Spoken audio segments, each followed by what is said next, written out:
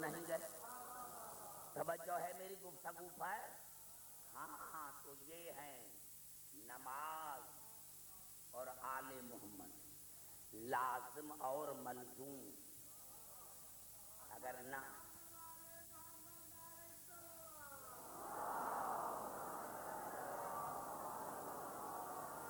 نماز اور آل محمد لازم اور ملزوم، اگر نماز ہے تو ان کا ذکر بھی ہے، اور اگر یہ ہیں تو نماز بھی ہے، لازم اور ملزوم۔ اب آئیے آخری دعا پڑھ کر آج کی زحمتوں کو ختم کروں۔ سورۃ شعراء میں جناب ابراہیم، گھبرا تو نہیں گئے؟ توجہ میری گفتگو پر۔ میں نے کیا سورۃ شعراء میں جناب ابراہیم کی دعا، رب ہب لی حکمن والحقنی بالصالحین واجعل لی لسان صدق فی الآخرین۔ یا اللہ نبوت رہے میری اولاد میں، اور میرا الحاق صالحین سے، اور یا اللہ میری اولاد میں سچی زبان کرا۔ تمام دعاؤں کو تو مسلمان نے کسی طرح بھی مانا، لیکن یہ دعا ان کے ایسے گلے میں پڑ گئی ہے۔ اب کیا کریں، کیسے جان چھڑائیں؟ ارے کتنا ہی کیوں نہ کرو، تم علی سے جان نہیں چھڑا سکتے۔ مر کر دیکھو، موت کے وقت علی آئے گا، قبر میں علی آئے گا، پل صراط پر علی آئے گا۔ تو جہاں ٹریننگ کرو یا علی کی، یہاں ٹریننگ کرو یا علی کی، یہاں ٹریننگ کرو۔ تو جناب ابراہیم نے دعا مانگی، یا اللہ میری اولاد میں نبوت رہے، اور میری اولاد میں صدق والی زبان، سچی زبان رہے میری اولاد میں۔ اب یہ تھی سورۃ شعراء۔ اب سورۃ مریم میں اللہ نے جواب دیا، وَهَبْنَا لَهُ إِسْحَاقَ وَيَعْقُوبَ وَكُلًّا جَعَلْنَا نَبِيًّا۔ اے ابراہیم تیری دعا مستجاب ہے، ہم نے تمہیں اسحاق جیسا بیٹا عطا کیا، یعقوب جیسا پوتا عطا کیا، اور ہر ایک کو نبی بنایا۔ گھبرائے نہیں، گھبرائے نہیں، پوری توجہ چاہ رہا ہوں۔ وَهَبْنَا لَهُ إِسْحَاقَ وَيَعْقُوبَ وَكُلًّا جَعَلْنَا نَبِيًّا۔ اے ابراہیم تیری دعا مستجاب ہے، ہم نے تمہیں اسحاق جیسا بیٹا عطا کیا، یعقوب جیسا پوتا عطا کیا، اور ہر ایک کو ہم نے نبی بنایا۔ وَوَهَبْنَا لَهُمُ الرَّحْمَةَ وَجَعَلْنَا لَهُمْ لِسَانَ صِدْقٍ عَلِيًّا۔ اور تمہاری اولاد میں سے ہم نے ایک کو اپنی رحمت قرار دیا۔ گھبرا گئے نوجوانوں؟ اگر وہاں تک پہنچ جاتے تو آپ کو بڑا مزہ آتا۔ پہلے نام لیا اے ابراہیم ہم نے تمہیں اسحاق جیسا بیٹا اور یعقوب جیسا پوتا دیا، اور ہر ایک کو ہم نے نبی بنایا۔ وَوَهَبْنَا لَهُمُ الرَّحْمَةَ وَجَعَلْنَا لَهُمْ لِسَانَ صِدْقٍ عَلِيًّا۔ اور تمہاری اولاد میں سے ہم نے ایک کو اپنی رحمت بنایا۔ اب بس یہ کہہ کر پھر اللہ نے کہا وَجَعَلْنَا لَهُمْ لِسَانَ صِدْقٍ عَلِيًّا۔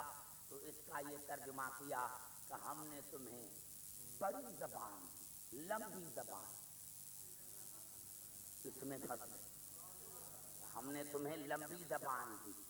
یعنی آل محمد کا جب نام آتا ہے تو کہتے ہیں اللہ کی شان جائے تو جائے، رسالت جائے تو جائے،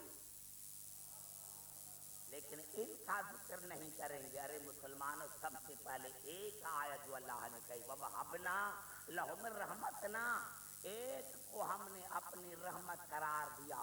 بتاؤ وہ کون ہے جس کو اللہ نے رحمت قرار دیا؟ جب رحمت سمجھ میں آ جائے گی تو پھر صدق علیہ بھی سمجھ میں آ جائے گا۔ تو اللہ نے قرآن میں فرمایا وَمَا أَرْسَلْنَاكَ إِلَّا رَحْمَةً لِّلْعَالَمِينَ، رسول کو ہے رحمت۔ اب رسول کے ذکر کے ساتھ اور کس کا ذکر آ سکتا ہے؟ وہ مسلمان خود جانتے ہیں۔ اللہ نے فرمایا ابراہیم ہم نے تمہیں رسول دیا، اور وہ رسول جو عالمین کے لیے رحمت، وجعلنا لہم لسان صدق علیہ، اور ہم نے تمہیں علی جیسی سچائی والی زبان قرار دی۔ اب جہاں علی ہے وہاں سچ ہے، جہاں علی نہیں ہے وہاں جھوٹ ہے۔ تو رسول ہے عالمین کی رحمت، علی ہے صدق والی زبان۔ بس جہاں رسول اور علی ہوں سمجھو وہاں رحمت بھی ہے، وہاں سچ بھی ہے، اور جہاں یہ دونوں نہ ہو سمجھو فریب ہے۔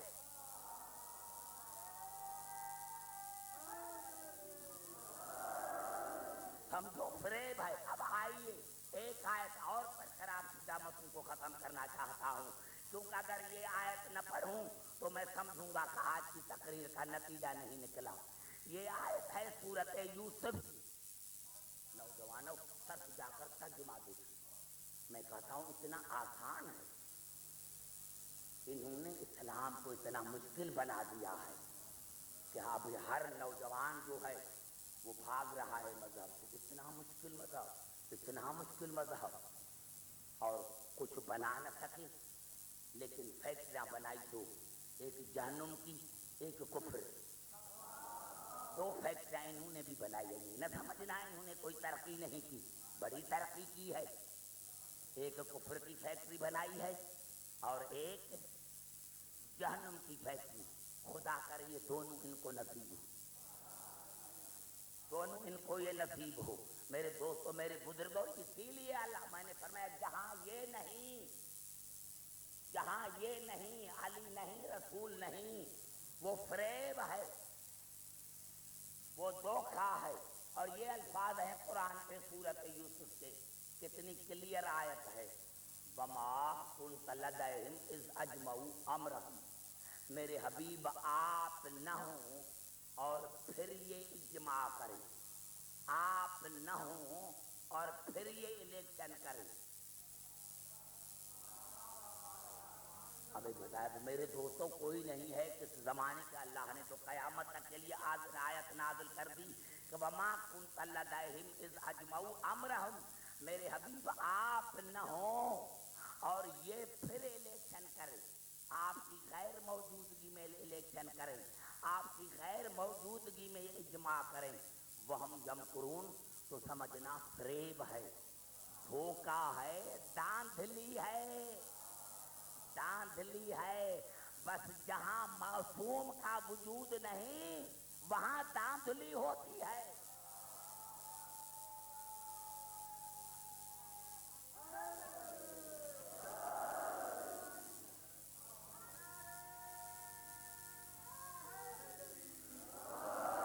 یہی سبب ہے میرے دوستو، یہی سبب ہے،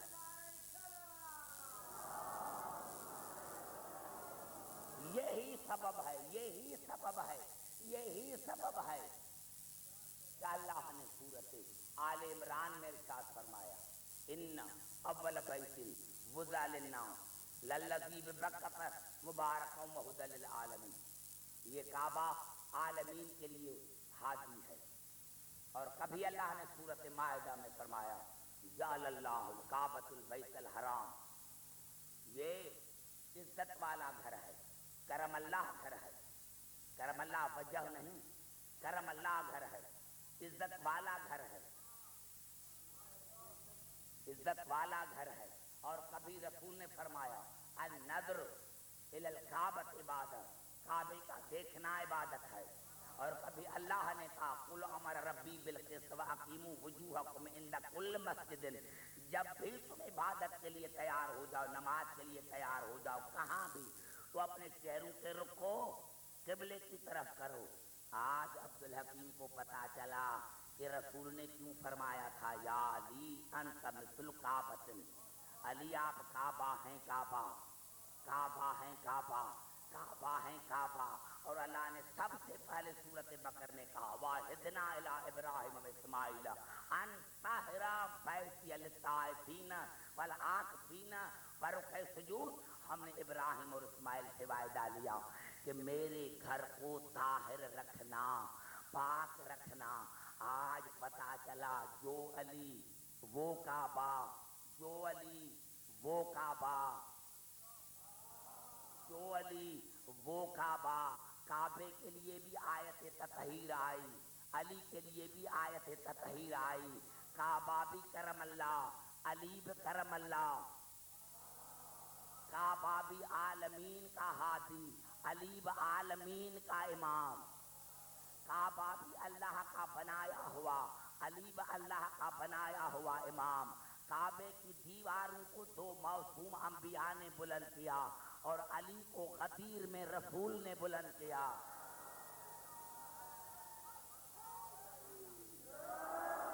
کعبہ بھی مشکل کشا، کیونکہ اللہ نے فرمایا ومن دخلہ کان آمنا، جو بھی اس میں داخل ہوا اس کو امن مل گیا۔ کعبہ بھی مشکل کشا، علی بھی مشکل کشا، کعبے کا وجود ہر زمانے میں معجزہ، کعبے کا وجود بھی معجزہ، علی کا وجود بھی معجزہ، کتنی طوفانیں آئیں لیکن اس کے باوجود بھی کعبہ کعبہ رہا، کتنی مخالفتوں کے بعد بھی علی ہر زمانے میں علی علی رہا، ہر زمانے میں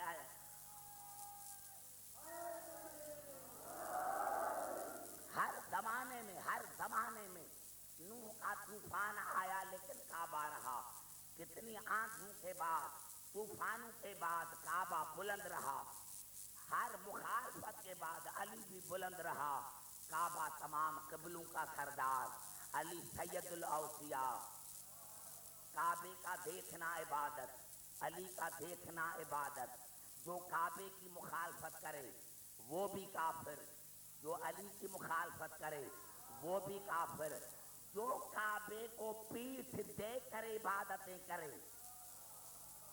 جو کعبے کو چھوڑ کر عبادتیں کریں ان کی تمام عبادتیں حرام، اور جو علی کو چھوڑ کر بندگی کرے اس کی بندگی حرام۔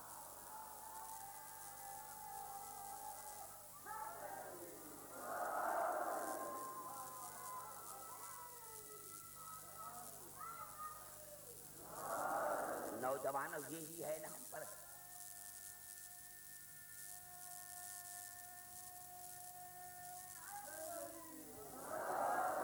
کیا کہتے ہیں ارے شیوں کو دیکھو مسجد میں علی کا نعرہ لگاتے ہیں، ارے بھائی اسی سے زیادہ اور کیا بدعت ہو سکتی ہے کہ علی کا نعرہ کعبے میں لگاتے ہیں؟ ہاں اتنی بڑی بات ہے کہ ہم نے مسجد میں علی کا نام لے لیا ہم بدعتی ہو گئے؟ تو پھر معاف کرنا یہ مسجد ہے کیا؟ مسجد ہے نقل کعبے کی، کعبہ ہے اصل، مسجد ہے نقل، تو پھر اپنی فتویٰ پر قائم رہنا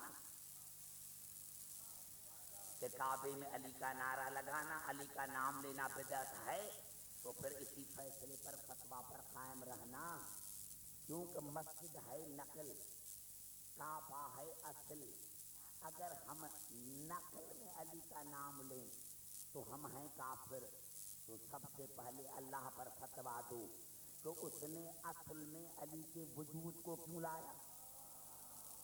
وہ اصل کو علی کے وجود کو کعبے میں کیوں لایا؟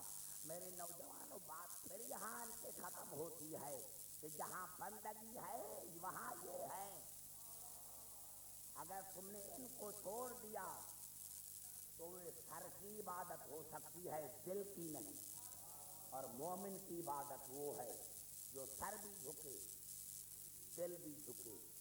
ہاں عزیزان محترم، آج پھر مجھے حکم دیا گیا کہ ایک اور بچے کی سبھی نکلے،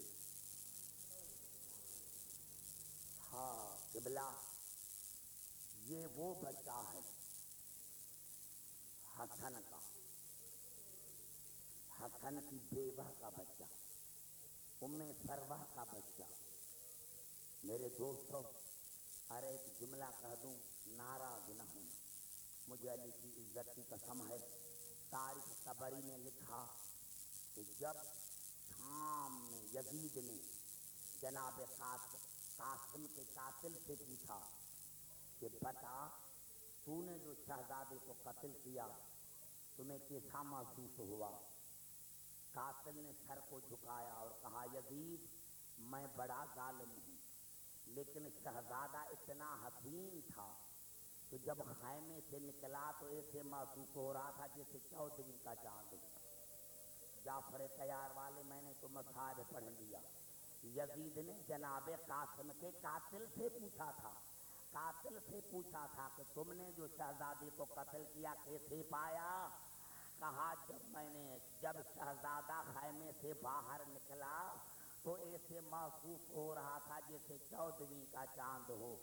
نوجوان بزرگوں اسی سے اندازہ لگائیں کہ جو شہزادہ قاتل کی نظر میں 14ویں کا چاند ہو، وہ ماں کی نظر میں خدا جانے کیا ہوگا، وہ ماں کی نظر میں خدا جانے کیا ہوگا، خدا جانے وہ حسین کی نظر میں کیا ہوگا، خدا جانے وہ پھوپھی زینب کی نظر میں کیا ہوگا۔ ہاں زاداران حسین، میرے دوستوں، میرے بزرگوں، مجھے 2 جملے کہنے دو۔ ہاں ہاں ہاں، ہم نے پڑھا، میں تاریخوں میں نے پڑھا کہ آج کس کی شہادت ہے؟ آگے لکھا ہوا ہے امیر قاسم کی۔ تو میں پڑھتا تھا یہ جناب قاسم کو امیر کیوں کہتے ہیں، امیر کیوں کہتے ہیں؟ لیکن قبلہ جب میں نے عصمت امام علامہ حلی علیہ رحمت کی کتاب پڑھی تو علامہ حلی نے کہا کہ امیر قاسم کو امیر اسی لیے کہتے ہیں کہ یہ کربلا کا اتنا نازک ترین شہزادہ تھا کہ 13 برس گزر گئے تھے، لیکن جب کھانا کھاتا تھا تو منہ میں لقمہ ماں ڈالتی تھی۔ ہاں بزرگوں، میں نے بڑا جملہ کہہ دیا ہے، کہا اسی لیے امیر کہتے تھے کہ 13 برس کی عمر کا ہو گئے، لیکن جب کھانا کھاتے تھے تو لقمہ منہ میں ماں ڈالتی تھی۔ اتنا یہ امیر شہزادہ تھا، اتنا یہ امیر شہزادہ تھا۔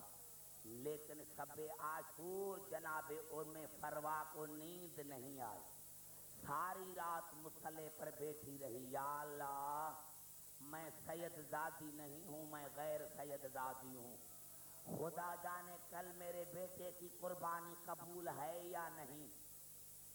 ہاں رات کا وقت گزر چکا تھا۔ جناب ام فروا نے جناب قاسم کو بھیجا۔ جب جناب قاسم حسین کے خیمے میں آئے تو حسین مصلے پر بیٹھ کر اپنے خالق سے راز اور نیاز کی باتیں کر رہا تھا۔ شہزادہ آیا اور قریب آن کے بیٹھ گیا۔